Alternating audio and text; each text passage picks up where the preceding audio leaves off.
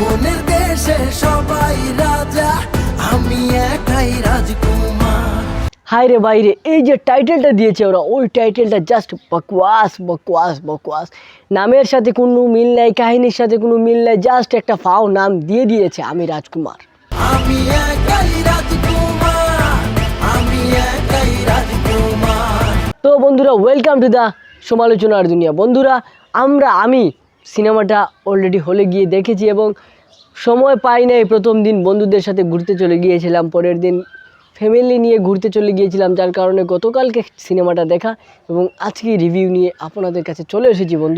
বন্ধুরা আমরা সিনেমাটা যদি একটা সংক্ষিপ্ত কাহিনী আকারে বলতে হয়, আপনারা যারা সিনেমা দেখেন না, এটা আপনাদের জন্য একটা স্পয়লার হতে পারে। সো আপনারা যদি আগে থেকে কিছু জানতে না চান, এখন স্কিপ করে দিতে পারেন ভিডিওটা। বন্ধুরা, জাস্ট একটা সিম্পল কাহিনী। একটা ছেলে তার মাকে হারিয়ে ফেলে এবং মাকে হারানোর কিছু কারণ থাকে, মাকে বাবার সাথে কিছু কারণ থাকে। সেই কারণের কারণে যখন ছেলেটা তার মাকে খুঁজতে যায় আমেরিকায়, এবং সে কিন্তু খুব বড় লোকের ছেলে, আমেরিকায় কোনো প্রবাস জীবন কাটানোর জন্য যায় নাই, সে জাস্ট তার মাকে খুঁজতে যায় এবং সেখানে তিনজন তার মার নাম দিয়ে সার্চ মারে কম্পিউটারে এবং তিনজন মেয়েকে পেয়ে যায়, মহিলাকে পেয়ে যায় এবং এর মধ্যে থাকেন তার একজন মা। এর মধ্যে পার্শ্ব ক্যারেক্টার বলতে হয় নায়িকাটা, এবং পার্শ্ব ক্যারেক্টার মেইন ক্যারেক্টার হচ্ছেন মিস্টার শাকিব খান। এখানে যদি কোটনি কফির রুলটা বন্ধুরা কেটেও দেওয়া হতো, এটা কোনো বিষয় ছিল না। এখন আসি মেইন আলোচনায় বন্ধুরা, যে আসলে পারফরমেন্সটা কীরকম ছিল আর রাজকুমার নামটা কেনই বা রাখলো। জাস্ট মেয়েটার ছেলে, ওই শাকিব খানের মা, তার নামটা রেখে গিয়েছিল ছোটোবেলায় রাজকুমার, এই জন্য সিনেমার নাম রাজকুমার হয়ে গেল। এবং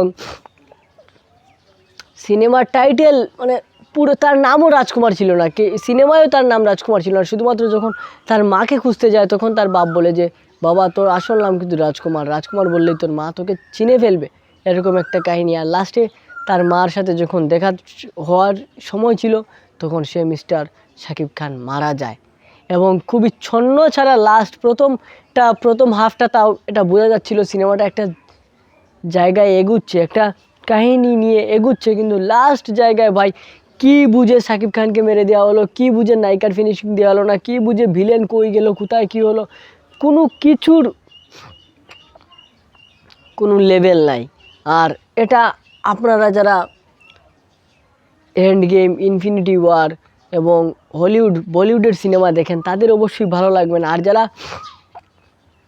প্রকৃত বাংলা সিনেমার প্রেমিক, যারা মিস্টার শাকিব খানের প্রেমিক, যারা শাকিব খানের একনিষ্ঠ ফ্যান যারা, তাদের অবশ্যই ভালো লাগবে, এটা আমি লিখে দিতে পারি। কিন্তু সিনেমাটার গল্পটা আহামরি কোনো কিছু না, জাস্ট মাহিয়া মাহির লুকটাও আহামরি কোনো কিছু না।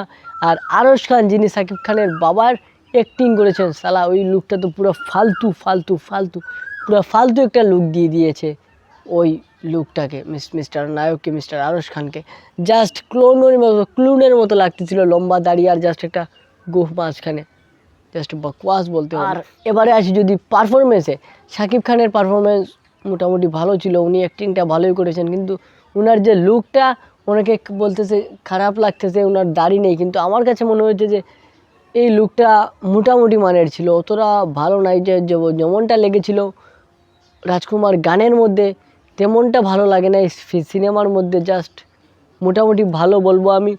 আর এই লুকটা অবশ্যই চলে ভাই, এরা এক লুক দিয়ে কতটা সিনেমা করবে, আপনারা উল্টাপাল্টা শুধু মাত্র কথা বলেন। তো বন্ধুরা, আপনারা যারা এখনও সিনেমাটা দেখেন নাই, আমার অনুরোধ থাকবে যে আগে সিনেমাটা দেখে আসেন হলে গিয়া, তারপরে গিয়া কমেন্ট করেন। আমিও অনেকজনের উল্টাপাল্টা কথাবার্তা শুনতেছিলাম, তারপরে হলে গেলাম এবং আমি আসলে ডিসঅ্যাপয়েন্টেড। এরকম সিনেমা এখন, হ্যাঁ গল্পটা বাঙালি রিলেট করতে পারবে, ফ্যামিলিগণ হালকা একটু রিলেট করতে পারবে, কিন্তু লাস্টে যদি ফিনিশিংটা দিয়ে দেওয়া হতো, একটা প্রপার ফিনিশিং যদি থাকতো, তাহলে মেনে নেওয়া যেত। কিন্তু এটা মানে হুমায়ুন আহমেদের উপন্যাসের মতো হয়ে গিয়েছে, লাস্টে কোনো ফিনিশিংই নেই। তো আপনারা কি মনে করেন? অবশ্যই আপনারা যারা সিনেমা দেখেছেন অবশ্যই আমার সাথে একমত হলে কমেন্টে জানিয়ে দেবেন। দেখা হচ্ছে নেক্সট ভিডিওতে। আজকের মতো বিদায়, ভালো থাকবেন, আসসালামু আলাইকুম।